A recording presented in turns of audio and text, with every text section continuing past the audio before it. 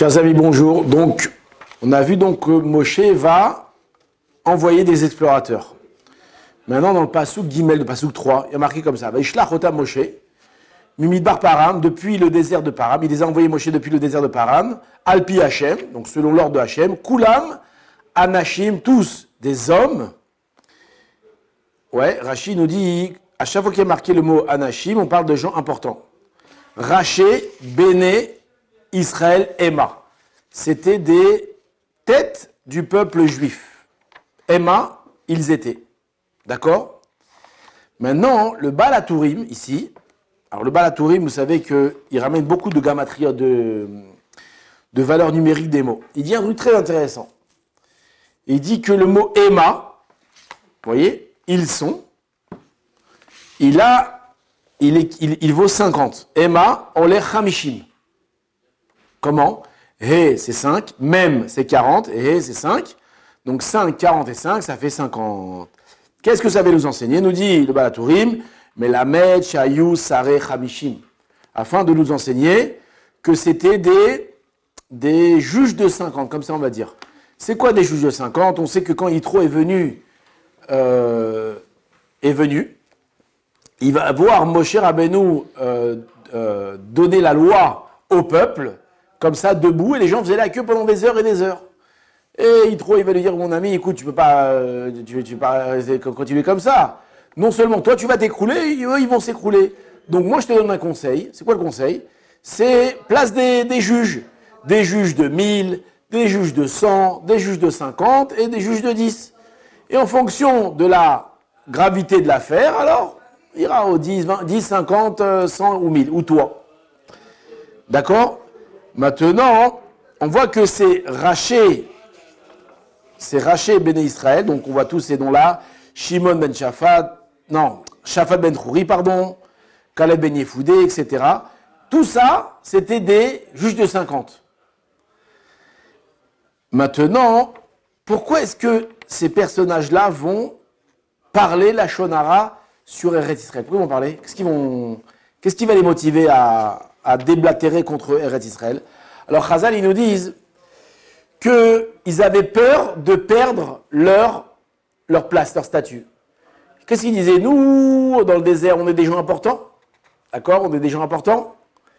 Et maintenant, on va rentrer en Eretz Israël. Qu'est-ce qu'on va devenir? Des moins que rien? Oh là là, c'est embêtant. Donc, pour ne pas perdre leur place, pour ne pas perdre leur prestige, qu'est-ce qu'ils vont faire? Alors, peut-être de façon inconsciente. Mais en tout cas, ils ne vont pas être objectifs et ils vont parler du Lachon Hara sur Eretz Israël. Ce qui va entraîner que tout le peuple juif va rester pendant 40 ans dans le désert. Maintenant, si vous remarquez, il y a un truc incroyable, c'est que c'était des juges de 50. Il y avait combien de juges de 50? Donc s'il y a 600 000 personnes, 600 000 divisé par 50, ça fait 12 000. C'est-à-dire qu'il y avait des communes, il y en avait 12 000. Ça veut dire que ce n'était pas si important que ça. Ce n'était pas des chefs de tribu ou des... C'était des chefs de 50. Ils dirigeaient une petite communauté de 50 personnes, c'est pas grand-chose. Et regardez, qu'est-ce que le kavod, ça peut faire. Un homme qui recherche du kavod, ou qu'on ne lui donne pas, ou il risque de perdre le kavod qu'il a, d'accord, aussi petit soit-il, regardez ce qu'il est prêt à faire. Il est prêt à entraîner tout le peuple juif, et donc toute l'humanité, parce que ça aura des conséquences sur l'humanité, à rester dans le désert pendant 40 ans. Que tout le monde va mourir maintenant. À cause de qui? À cause de quoi? Parce qu'ils ne veulent pas perdre leur petit kavod, leur honneur. De là, il y a un moussar askel à apprendre. Déjà, faire très attention au kavod. Quand nous on recherche le kavod, on veut qu'on nous honore. Alors, le kavod, c'est comme un borikas. Ouais. Un borikas, c'est bon, mais en réalité, c'est très très mauvais. Pourquoi c'est bon? Parce que tout le monde a besoin de kavod, on a besoin qu'on nous apprécie, on a besoin qu'on nous estime. Ouais, mais quand on recherche trop de kavod, on recherche le kavod de façon exagérée, à la fin, on est prêt à faire n'importe quoi. Donc c'est bien d'en manger un, petit borikas, mais si t'en manges trop, à la fin, t'es malade. Donc on peut comprendre que des gens ont besoin de kavod, bien que Chazal ils nous disent qu'on doit s'éloigner du kavod au maximum, mais c'est un sentiment normal qu'un homme il a besoin de se savoir apprécier. Et donc nous, on a besoin de donner du kavod aux autres. On a besoin de leur dire qu'ils sont bien, on a besoin de faire des compliments chez nous à la maison, à nos femmes, à nos maris, à nos enfants, à nos amis. Pourquoi? Parce que tout le monde se nourrit de ça, tout le monde a besoin de kavod. Maintenant, nous, on doit s'éloigner de ça, c'est pas quelque chose qu'on doit courir après, c'est très très mauvais. D'accord? Le kavod, c'est toutes les grandes guerres et toutes les... Voilà, la guerre qu'il y a aujourd'hui, là, la grande guerre en Russie, c'est quoi? C'est le kavod. Hein, le grand président russe, vous montrez qu'il est plus fort que tout le monde. Enfin, j'ai peut-être un peu résumé rapidement, mais on imagine qu'il y a beaucoup de ça. En tout cas, le kavod des honneurs, c'est quelque chose de terrible. Mais aussi, on doit faire attention au kavod des autres. Ça veut dire, ne viens pas dénigrer les autres. Parce que regarde, même si ces gens-là n'étaient pas des gens les plus honorables, c'était des gens, des ministres de 50, regarde, parce qu'ils n'ont pas reçu leur père, ou ils avaient peur de ne pas recevoir leur part de kavod. Qu'est-ce que ça a entraîné? Ça a entraîné tous ces malheurs-là. La semaine dernière en Israël, il y a un bonhomme, il a brûlé une usine. Vous avez entendu ça ou pas? Il a brûlé une usine, le mec. Pourquoi? Il s'est fait renvoyer. Il s'est fait renvoyer et ils ont été mévasés auto. Ils ont été, comment on dit en français? Ils l'ont rabaissé. Et donc, comme il s'est senti vexé, il est retourné dans l'usine et il a brûlé toute l'usine. Terrible ou pas? Le manque de kavod, tu as dénigré quelqu'un, alors toi tu es le patron, tu crois que tu peux parler comme ça à des employés, fais très attention. Ou quand tu roules en voiture, tu fais une queue de poisson à quelqu'un, ouais, des fois tu lui as enlevé tout son kavod, et qu'est-ce qu'il risque de faire ou risque de ne pas faire chez Mishmor. Donc on doit faire attention à tout ce lien de kavod, de donner du kavod à tout homme, d'accord, aux gens les plus importants, mais aussi aux gens qu'on considère les moins importants, parce qu'eux aussi, ils méritent de kavod.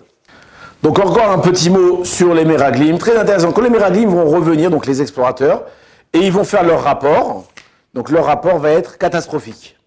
Maintenant, quand vous prenez le dernier verset de leur compte-rendu, donc le verset 13-33, et là, qu'est-ce qu'ils vont raconter? Qu'ils ont vu les Néphilim. Vesham Raïnou et à Néphilim Bene Anak. C'est qui Néphilim? Nous dit Rashi, Anakim, mi Bene Shma Hazai ve'Azael shenaflu mina shamaim bimedor Enosh. À l'époque de Enosh c'était qui? Le petit-fils de Adam Arishon. Il y a des anges qui vont descendre du ciel. Bon, toute une histoire là-bas. Et c'était des géants. Et donc là, nous, les Meraglim racontent qu'on arrivait en Eretz Israël, on a vu leurs enfants. Bene Anak mina Nephilin. D'accord, les enfants des Anakim. Donc apparemment, ils étaient géants. Donc pourquoi ils racontent ça? Pour dire que c'est une terre qui est très bizarre. Wow, il y a des géants là-bas, c'est très dangereux. Comment on va se confronter avec des géants pareils? Maintenant, regardez le mot, comment ça écrit, très intéressant. Vanei be'enenu kahagavim vechen ainu be'enehem. On était, à nos yeux, comme des sauterelles, et ainsi on était à leurs yeux. Qu'est-ce qu'ils veulent dire ici? Que à côté d'eux, on était tout petits, eux c'était des géants, nous on ressemblait à des sauterelles. Alors, en réalité, en vous expliquant le verset comme ça, je vous ai un petit peu menti. Parce que ce n'est pas exactement ça qui est écrit. Il n'y a pas marqué que eux ils étaient très très grands et nous on était comme des sauterelles, à leurs yeux. C'est le contraire. Regardez comment c'est marqué. Venei be'enenu kachagavim. Nous, on était des sauterelles à nos yeux, et ainsi, on était à leurs yeux. Qu'est-ce que le verset aurait dû dire, normalement? On était à leurs yeux comme des sauterelles, et ainsi, nous, on se considérait comme des sauterelles.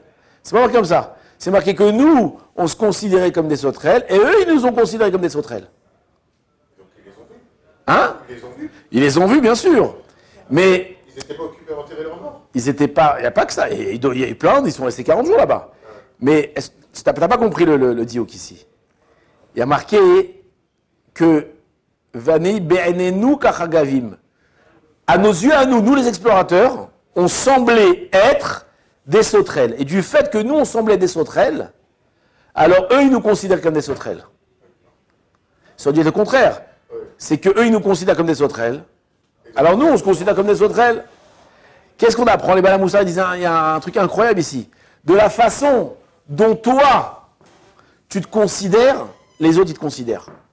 Si toi, tu te considères comme un rien du tout, comme un nul, comme une petite sauterelle, alors les autres aussi vont te considérer comme une sauteresse. C'est ce qui a marqué, à nos yeux on était comme ça, alors à nos yeux on était comme ça. Mais si par contre, tu viens avec bitachon atzmi, alors on n'a pas dit d'être un insolent, mais d'avoir de la sûreté, d'avoir de se considérer comme quelque chose, alors les autres te considéreront comme quelque chose. En réalité, c'est des règles de coaching.